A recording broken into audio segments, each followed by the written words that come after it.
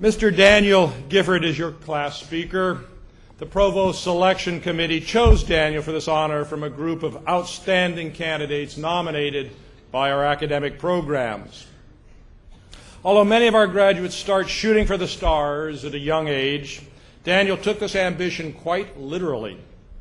From the time he was in middle school, he knew that he wanted to be an astronomer and someday get a PhD in astrophysics.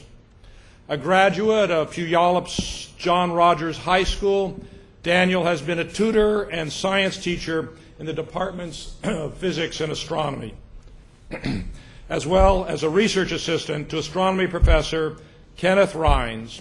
Together, they're publishing a scholarly paper on galaxy clusters based on research funded by the Washington NASA Space Grant Consortium. Daniel will start working on his doctorate in astrophysics this fall at the University of Michigan and hopes to someday work for NASA and translate his passion for science to a new generation of students. Please welcome your class speaker, Daniel Gifford.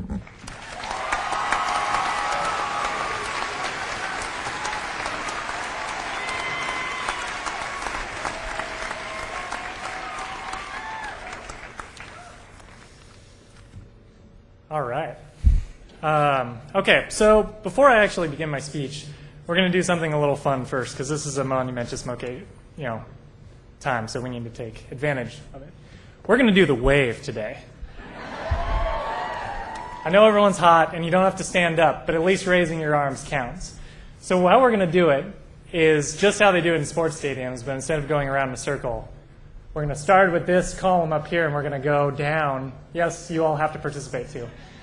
And it's going to go down, and as soon as it gets to that end, graduates, I want you guys to pick it up and move it along here, and then the back of there is going to pick it up and move all the way to that point. And how it works, just to briefly describe for those of you who don't know what the wave is, it's from Seattle, so maybe, I'm sure a lot of you do, is you guys are going to start by raising your arms first, and then immediately put them down. It's going to pick up, and it's going to go along. It's going to be like a propagating wave. That's the best way I know how to explain it. So how we're going to start it is I'm going to say WW, and then you guys are going to go U. And then it's going to continue, and everyone needs to go U and put your arms in the air. Okay, so are we ready? Everyone's ready? All right. W, W.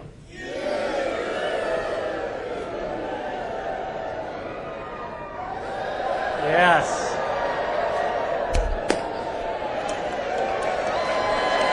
All right.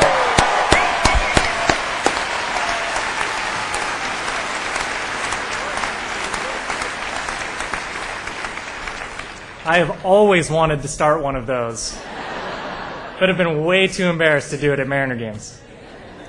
Okay. So, ladies and gentlemen, distinguished faculty, administrators, friends and family, and of course, the graduating class of 2010. Today is a day of celebration of the last 4, more likely 5, and possibly 6 years of our lives here at Western. This is also a day of celebration for our always supportive families, mentors, and friends who deserve so much of the credit for us being here today. So let's give them one more round of applause.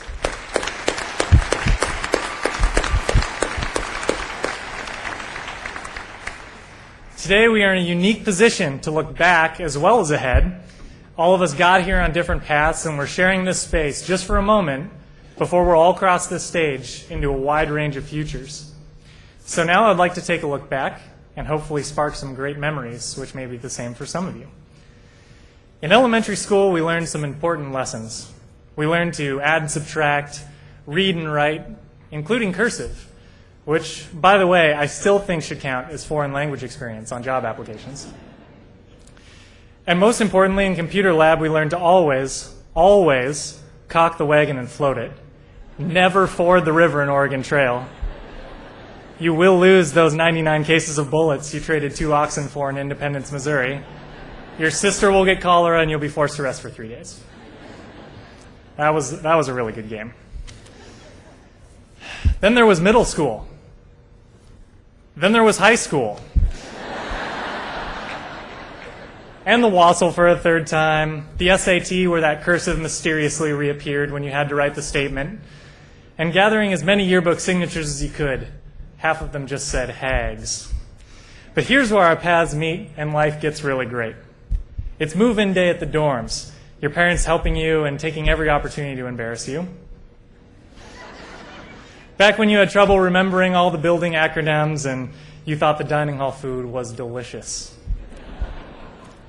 That's another thing. We all came in excited about the dining hall food, and after a while realized it wasn't so great after all. Well, then we were excited about cooking the food that we like.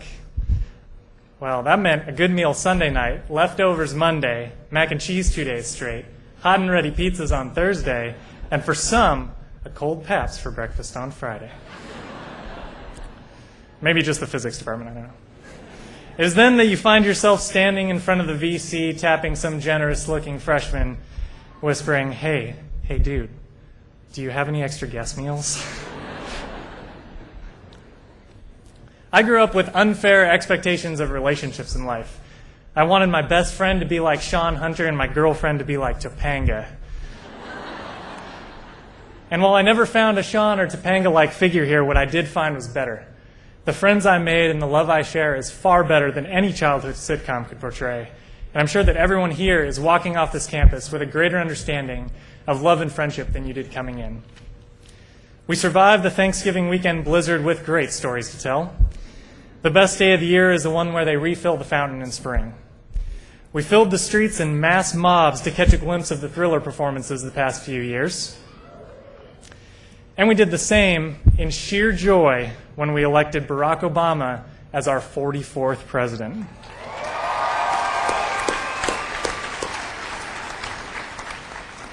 So here we are. For some of us, the last cap and gown we'll ever wear. Now we look ahead. What are we facing? Well, I'm happy to report the economy is in great shape. Jobs are plentiful and the earth is healthy and excited for us to multiply. Okay, so it's never that easy. I picked up Al Gore's newest book while sitting in an airport a couple weeks ago. It's a very good book, but I couldn't help thinking while reading it, haven't I already heard this stuff before? Recycling, taking care of Mother Earth, countries combining their powers to achieve sustainability, making use of earth, wind, fire, and water for a brighter future? All that's missing is heart. Yes, Al Gore is Captain Planet. I figured it out. I solved the mystery. The point is that we all have these values ingrained in us by now. These are tough challenges we face, but that shouldn't keep us down. As a physicist, I've been fascinated by the theories of Einstein and Newton, arguably some of the smartest scientists in our past. With this fact, I could not disagree more. In fact, most of us in this room know more about our respective fields than Newton ever knew about physics. And many of today's scientists understand the universe better than Einstein. What these scientists did possess was a mind ahead of their time. Their imaginations were big enough to think of solutions to problems that may not have been solved for decades or centuries.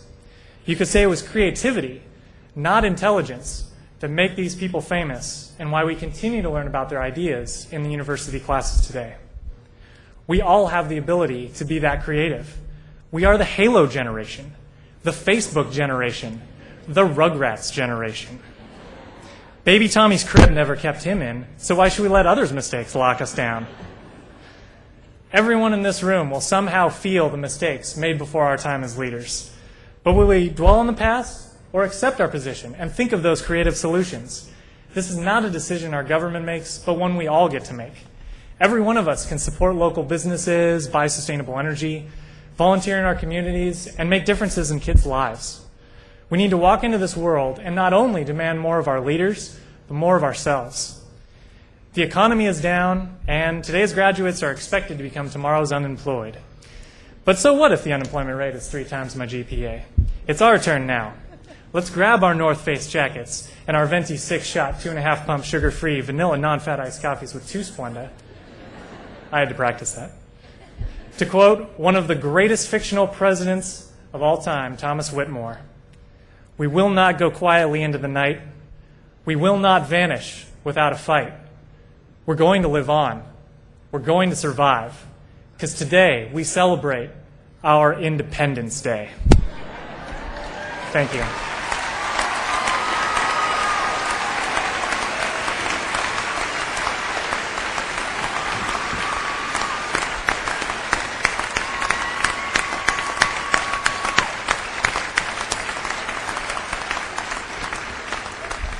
Thank you, Daniel.